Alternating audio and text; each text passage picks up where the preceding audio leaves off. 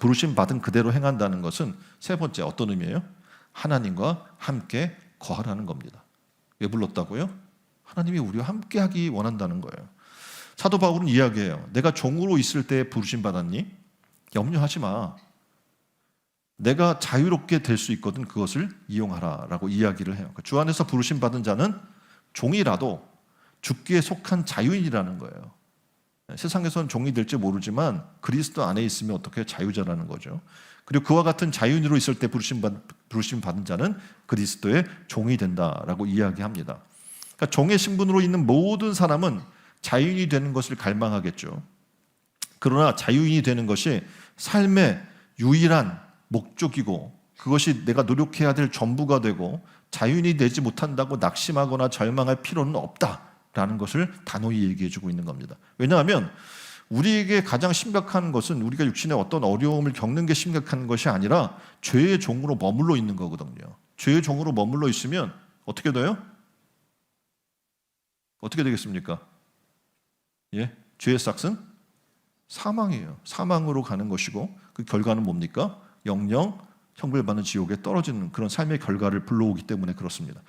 그래서 부르심 받은 사람들은요, 그 신분이 비록 종이라고 할지라도 주님께 속한 자유인이라는 것을 분명히 인식해야 한다라고 얘기하는 겁니다. 그래서 예수 그리스도 안에서 우리는 죄로부터 자유로워진 하나님의 은혜를 입은 자들입니다. 근데 이렇게 중요한 하나님의 백성들이 외적 신분이 어떻다고 해서 그것 때문에 괴로워하고 고통받는 삶을 살지 말 것을 얘기하는 거예요. 그러니까 그리스도 안에서 죄로부터 자유함을 얻은 사람이 모든 의미를 오직 외적 신분의 변화에 두는 것은 합당치 않다라는 것을 말씀하는 겁니다.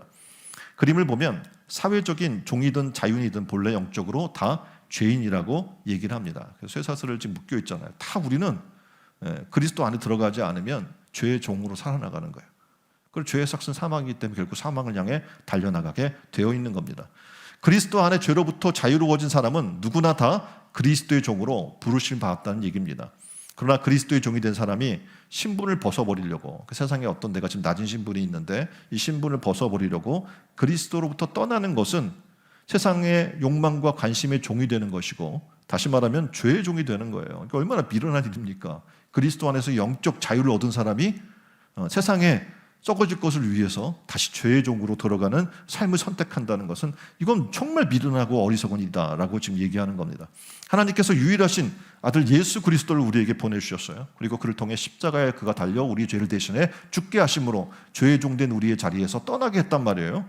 그렇다면 죄로부터 자유케 된 우리가 세상의 욕망 때문에 다시 죄의 종으로 들어가는 것이 합당한 일이냐라는 거죠. 사도 바울의 핵심은 바로 종이나 자유자나 모두 그리스도 안에 뭐예요? 그리스도인의 종이라는 거예요. 다시 세상의 종이 아니라 그리스도의 종임을 얘기해 주고 있어요. 그래서 23절에는 이렇게 이야기하죠. 너희는 값으로 사신 것이니 사람의 종이 되지 말라. 그러니까 주님의 피값으로 죄의 종된 자리에서 구원해 주셨는데, 그리스도의 자녀로 삼아 주셨는데 물질의 욕심, 세상의 탐욕 때문에 다시 죄의 종의 자리로 들어간다는 것은 말이 안 되는 얘기라는 거죠. 우리는 믿음의 달에 우리 자신의 자리를 한번 돌아봐야 돼요. 그 그리스도 안에서 자유자라면 이제 어떻게 해요? 그리스도인의 백성답게 그리스도의 뜻에 부합한 삶을 살아나간 여러분 되기를 주님의 이름으로 축원드립니다. 이것을 다시 요약해 정리해서 결론적으로 쓰는 것이 지금 마지막 말씀인데, 어떻게 보면 하나님과 함께 거하라는 거죠. 지금 요즘 비가 많이 오잖아요. 비가 많이 와요. 그림에 보면 지금 하나님과 함께 빗길을, 예수님과 함께 빗길을 걷는 그림을 봅니다. 누가 우산을 들고 있어요? 네? 내가요? 여러분은 우산을 들고 다녀도 비가 안 오면 잊어버려요. 그죠? 그래서 우산을 항상 여러분이 소유하고 있는 것이 아니에요. 그래서 때로는 비를 맞을 때도 있고 그런 삶을 살 수밖에 없어요. 그런데 주님과 함께한 삶은 늘 어떻게 해요? 하나님이 빛 가운데 걸어가도록 그 비가 여러분을 적시지 않도록 지키시는 하나님의 은혜의 삶을 살게 한다는 거죠. 그래서 성경은 이렇게 이야기하는 거예요. 우리가 어떻게 해요? 하나님 안에 거하는, 형제들아 너희는 각각 부르심을 받은 그대로 하나님과 함께 거하라 라고 말씀해 주는 거예요. 하나님과 함께 거하는 삶을 살라고 우리를 부르셨기 때문에 우리는 어떻게 해요? 하나님과 함께 살려고 해야 하는 거예요. 여러분이 사랑하는 사람이 생겼어요? 그럼 어떻게 하려고 합니까? 한 번이라도 더 만나려고 하죠. 보려고 하죠. 너무 좋아졌어요. 그럼 어떻게 하려고 그래요? 대답을 안 하시네. 자, 그런 사랑을 해본 적이 없어가지고 사랑을 하면 어떻게 해요? 함께 살고 싶어요. 그래서 뭐 하는 거예요? 공식적으로 우리는 함께 삽니다라고 해서 결혼을 하는 거예요. 그래서 가정을 이루는 거잖아요. 우리도 마찬가지예요. 하나님이 우리를 부르신 거는 함께 살자는 거예요. 함께 하자는 거예요. 함께 거하고 싶다는 거예요. 그래서 이제 함께 살기 위해서 우리가 변화돼야 돼요. 그분과 함께 살려면. 왜냐하면 하나님은 거룩하신 분이기 때문에 우리도 그분과 함께 살려면 거룩해져야 하거든요. 변화가 있어야 돼. 거룩함으로의 변화.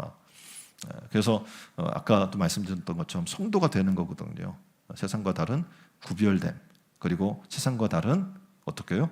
거룩한 무리로서 살아나가는 삶의 모습과 태도와 변화가 일어나야 될 줄 믿습니다. 사도 바울은 내내 이 말씀 안에서 변화를 촉구하는 거예요. 야, 너희가 겉모양의 변화, 뭐 할례를 받느냐 안 받느냐라는 겉모양의 변화가 중요한 게 아니야. 너희가 사회적으로 종이냐 아니면 자유자냐, 그런 게 중요한 것도 아니야. 신분의 변화도 얘기하는 게 아니거든. 내면의 진정한 변화가 있어야 돼. 그래서 너희 마음에 할례를 받아야 돼. 세상에 썩어질 것에 마음에 품고 있다면 잘라내 버려야 돼. 십자가에 못 박아 버려야 돼. 그리고 새로워져야 돼 라는 걸 지금 바울은 얘기해주고 있는 겁니다. 왜냐하면 그런 진정한 변화가 믿음의 사람이 되는 거거든요. 변화 없이 믿음의 사람이 될 수가 없어요. 형식적으로 교회 여러분이 10년, 20년 다닐 수 있지만 놀랍게도 30년 교회 다니고도 교회 떠나는 사람이 있어요. 도대체 그 사람은 뭐한 사람인 거예요? 그러니까 믿음은 변화돼야 되거든요. 근데 변화가 없이 30년을 어떻게 끈기를 가지고 버텼을지 모르지만 변화되지 않는 삶은 어떻게 해요? 중심의 변화가 되지 않는 삶은 하나님 앞에 내 사랑하는 자요, 내 사랑하는 백성이라고 하는 이야기를 들을 수가 없는 겁니다. 자, 예수를 믿으나 안 믿으나 사회적 신분의 상승을 싫어할 사람은 아무도 없을 겁니다. 기왕이면 사회적으로 높은 신분에 있으면 좋을 거 아닙니까? 기왕이면 부자가 좋을 거 아닙니까? 기왕이면 영향력 있는 사람이 되면 좋지 않겠습니까? 그런데 중요한 건 부자가 되건 가난한 사람이건 의미 없다는 거예요. 뭐가 중요한 거예요? 이 사람이 정말 삶 속에서 먹는지 마시든지 무엇을 하든지 하나님의 영광을 위해 사는, 다시 말해서 아까 부른 하나님의 계명, 하나님의 뜻 가운데 살고 있느냐가 중요하다는 거죠. 자, 그림에 보면 팀 티보우라고 하는 사람의 이야기가 등장을 하고 있습니다.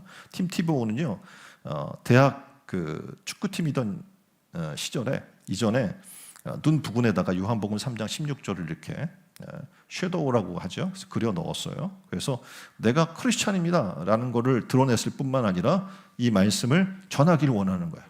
그러니까 뭐 예수를 믿으세요 막 이렇게 얘기하면 사람들이 막 거부 반응이 있거든요. 그러니까 지금 스포츠 선수를 어떻게 합니까? 여기다가 요한복음 3장 16절을 붙인 거예요. 근데 그가 이제 뛰어난 선수였기 때문에 당시에 대학팀 소속 당시인 2009년에 BCS 챔피언십 경기 도중에 이 페인팅을 하고 뛰는 바람에 사람들이 1억 2천만 회 이 성구로 그러니까 구글 검색을 한 거죠. 그리고 그가 또 섀도우를 바꿔서 잠언 3장 5절로 6절을 바꿨을 때 343만 명이 티보우 그리고 잠언 3장 5절로 6절의 말씀을 검색했습니다. 엄청난 영향력을 갖고 있는 거죠.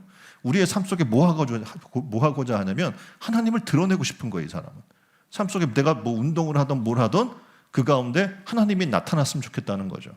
또 거기다가 그가 또 하나 만들어낸 게 있는데 뭐냐면 티보우의 기도하는 모습을 따라서 티보잉이라고 하는 신조어가 만들어지게 됩니다. 그러니까 티보는요, 필리핀에서 미국 남친육의 선교사의 아들로 태어났습니다. 당시 어머니가 처방약을 이 처방약을 쓰는 통에 아이가 사산될 위험에 거하게 됩니다. 그래서 의사가 위험하니까 낙태하세요라고까지 권고를 받게 돼요. 근데 하나님께 기도했고 하나님의 은혜로 기적적으로 이 아이가 태어납니다. 5남매 중에 막내였는데 이 아이들은요, 하나님 안에서 양육하기를 원했어요. 세상에 나가서 교육받으면 너무 세상적인 교육에 쩔어버리는 모습을 너무 많이 목격했기 때문에 기독교 홈스쿨링을 했어요. 그러니까 집에서 키운 거예요. 기독교적으로 말씀법 가르치고 교육하고. 그래서 그 아이가 고등학생 때도 여름 내내 아버지를 따라 선교 활동을 같이 하게 되죠.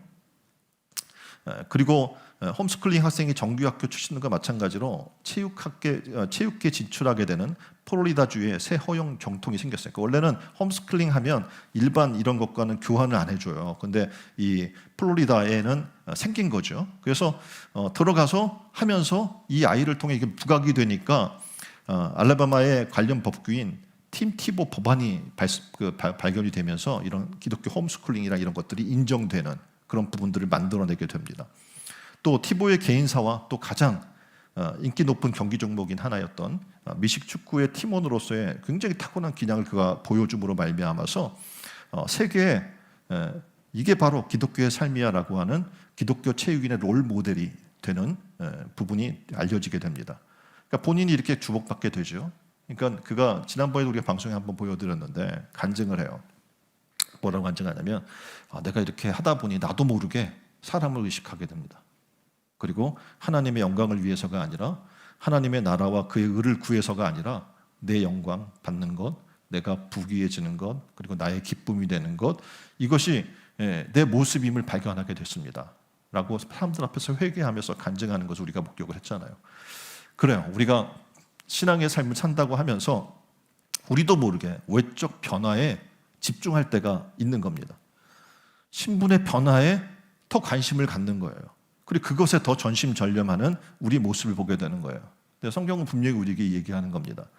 있는 그대로의 모습, 다시 말해서 하나님은 내가 뭐 잘나서 받으신 게 아니고 내가 멋져서 받은 것도 아니고 내가 세상적인 어떤 큰 위치에 있어서 나를 부르신 게 아니라는 거죠. 그래서 우리 있는 그대로의 모습을 통해서 하나님이 기뻐 받으시는 모습을 통해서 하나님께 나의 모습을 통해 영광 돌리는 삶을 추구하는 우리 모두가 되기를 주님의 이름으로 축원드립니다. 하나님께서 우리의 믿음의 자리에서 우리를 지금 부르셨어요. 그러면 이젠 달라져야죠. 옛 구습의 모습을 버려야 합니다. 그리고 옛 추구했던 생활의 방식을 버려야 합니다. 그리고 믿음의 자리로 나간 여러분 되기를 주님의 이름으로 축원드립니다. 그리스도의 종으로 부르심 받은 우리는 힘써야 돼요. 무엇에 힘써야 되냐면 영적인 성장이 일어나기를 힘써야 하고 인격적 성숙을 힘써야 하고 사회를 향한 선한 영향력을 끊임없이 발휘하는 존재로 서야 될 줄 믿습니다. 그럴 때 어떻게 해요? 그리스도의 종으로서 정말 멋진 사람들이 되는 거죠. 지금 영아부 성경학교, 그리고 초동부 성경학교 학생의 수련회가 오늘까지 진행됐고 다 이제 끝났죠. 근데 하나님께서 지금 그림에 보는 것처럼 우리가 아이들을 말씀으로 키우기를 원하시고 우리에게 말씀으로 양육할 것을 부탁하십니다. 영아부는 여러분이 아는 것처럼 글을 몰라요. 그럼 뭘 가르칠 수 있겠어요?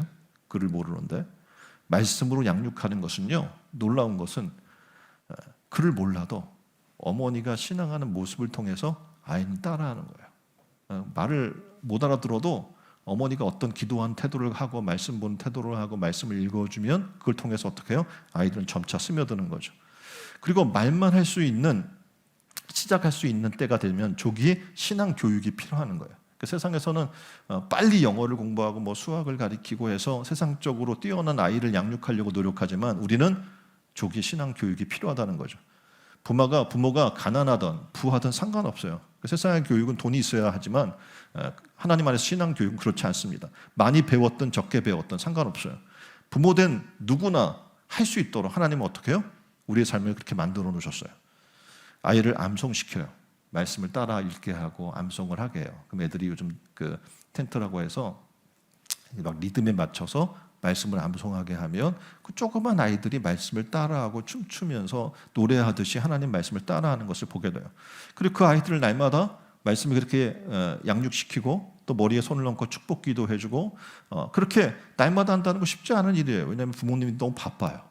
내 삶도 피곤하고 힘들어요. 그렇지만 하루 종일 일하고 체력이 안 되어서 못할 때도 있지만 하지만 내가 아이들의 어머니, 아버지로서 첫째 된 사명은 말씀을 먹이고 그 말씀으로 기도해 주는 것이라는 것을 기억해야 하는 거예요. 하나님이 우리에게 주신 사명이고 우리가 해야 할 일인 줄 믿습니다. 그래서 이걸 감당하려고 어떻게 해야 돼요? 몸부림쳐야 하는 거예요. 부모님의 삶으로서 개인의 삶도 힘든 거예요. 그래서 요즘은 정말 무서운 것 중에 하나가 뭐냐면 다음 세대를 생각지 않는 거죠. 내가 피곤해서 내가 힘들어서 아이를 양육하고 싶지 않은 거예요. 낳지 않으려고 하죠. 왜 아이를 낳으려고 하지 않아요? 경제적 부담 때문에. 또 아이를 낳았을 때 내가 그 아이를 케어해야 되는 부담 때문에 그런 것들이 있는 거예요. 근데 하나님은 우리에게 분명히 생육하고 번성하라고 이야기하셨고 우리는 어떻게 해요? 그 아이들을 하나님의 말씀으로 양육할 의무와 책임이 있는 거예요. 그래서 이제 어떡합니까? 아이들이 있는 부모님들에게 간곡히 여러분에게 부탁하고 싶은 말씀이 있습니다. 뭐냐면 애들이 말을 못하는 영아의 단계라고 할지라도 말씀으로 양육하십시오. 그 여러분의 삶으로. 모세의 어머니가 어떻게 했어요? 네? 아이에게 젖을 먹이면서 가슴에 유대인의 지도를 그려놓고 양육하고 해서 그 아이가 자라서도 어떻게 해요? 이스라엘 백성을 구원할 지도자로 세워지는 것을 우리는 목격합니다. 3살, 4살 말하기 시작 때부터 어떻게 해요? 하나님 말씀으로 양육하세요. 일주일에 하루에 한 절이라도 그것도 힘들다면 어떻게 해요? 한 주일 정해놓고 그렇게 어떻게 해요? 5분이라도 아이와 함께 말씀으로 기도하고 양육하는 그런 시간들을 가지시길 바랍니다. 그것이 뭡니까? 하나님과 함께 거하는 삶인 줄 믿습니다. 우리 모두는 그런 삶으로 부름받은 존재인 거예요. 그래서 그 부르심 받은 대로 그대로 행하십시오. 그리고 믿음 위에 견고히 서는 성도님들과 가정이 되시기를 주님의 이름으로 축원드립니다.